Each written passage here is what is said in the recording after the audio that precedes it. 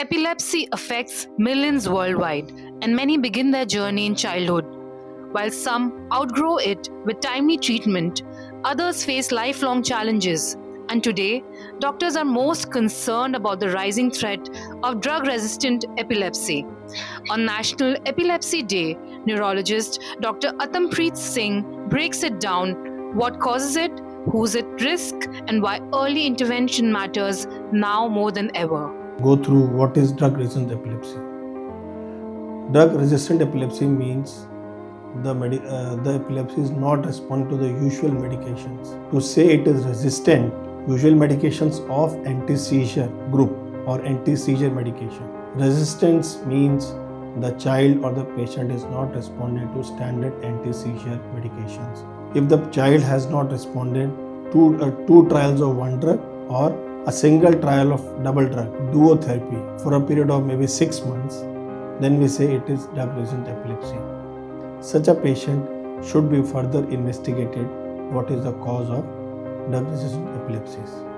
Now, what are the causes of drug-resistant epilepsy or DREs? In a child, when the child is born, the child can be hypoxic, or there may be some damage to the brain during the time of delivery, or the child may have hypoglycemia or low sugars after birth, or the child have a encephalitic illness in the early childhood, 1 year, 2 years. So such children are more prone for drug-resistant epilepsies, known as DREs. And a child sometime may start with epilepsy at the age of 6 or 7 years, sudden onset, and when we do a scan, we might find some abnormality in the brain in terms of dysplasias or dysplastic cortex or abnormal brain structure, which is since birth. So if you see the causes, commonly the causes can be divided in the neonatal period, childhood or infantile period, and then childhood epilepsies.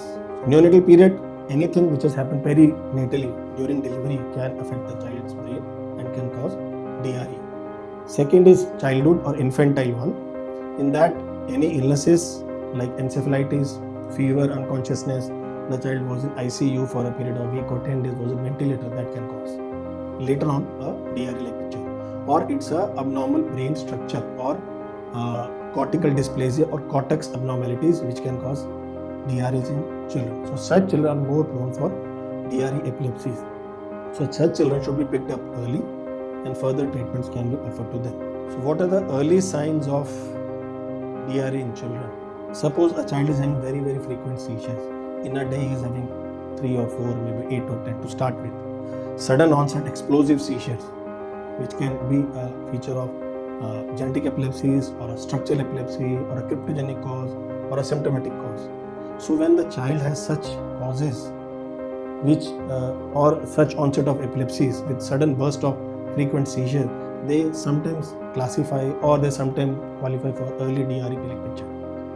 So when you see a patient who is having a brain damage since neonatal period or in childhood period or a little more older child, in terms of brain structure, malformation, dysplasias, such children should be picked up early, and such children can have early resistance to the medications given by him. Sometimes the diagnosis is questionable. What epilepsy the child is having, that is sometimes questionable. So then we have to do a proper good video EEG or an EEG to diagnose the epilepsy syndrome. Second, it can be a pseudo-resistance.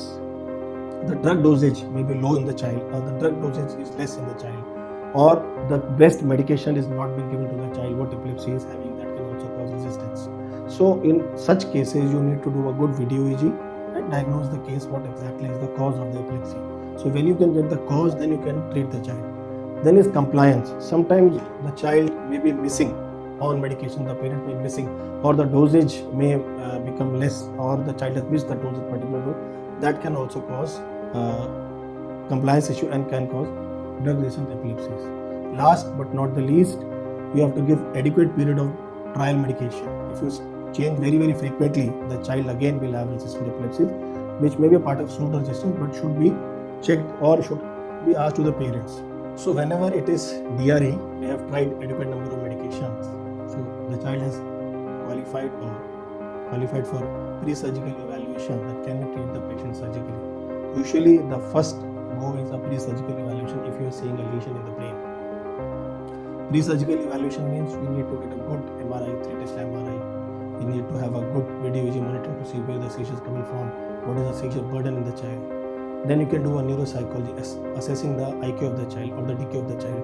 Then to have a good speech assessment, which part is affected in terms of speech of the brain. So in such patients who are DRE, you have to assess for pre-surgical assessment whether he is fit or is a fit kind or not. Out of 100 patients who we assess for pre-surgical evaluation, only 50-60% are fit for surgical treatments. The basic aim of any epilepsy surgery is to don't give any major deficits after surgery or during surgery, but to make the patient seizure free and side effect free in terms of surgical treatments. Suppose a child has a lesion or a dysplasia on the motor cortex. If you operate, the child will have one-sided hemiparesis of weakness, which should not this should not be the aim of the treatment. But this has to be discussed with the parents. This is the outcome the child will have. Now, such children, when you operate, will have a hemiparesis or a deficit, which might take months to recover or years to recover. So that aim should not be there to give a deficit to the child, but to make him seizure free without causing any major deficits after surgery. Next is ketogenic diet.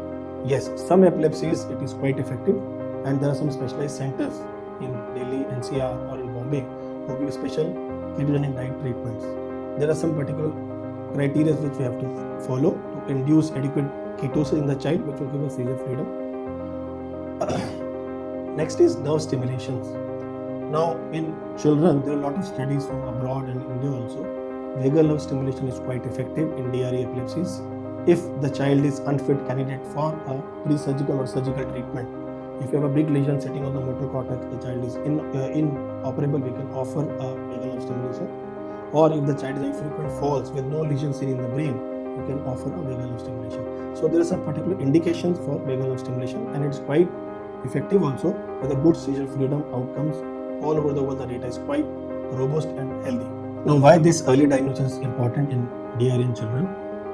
As soon as you see a child who is drug resistant, having frequent seizures on maybe 2 or 3 medications, or frequent change of medication has already been done, such children should be referred to a comprehensive epilepsy center, especially pediatric one, where you have a video EEG monitoring, 3 Tesla MRI, a good neuropsychology assessment, and a PET-CT brain, so that we can come to know the cause of epilepsy.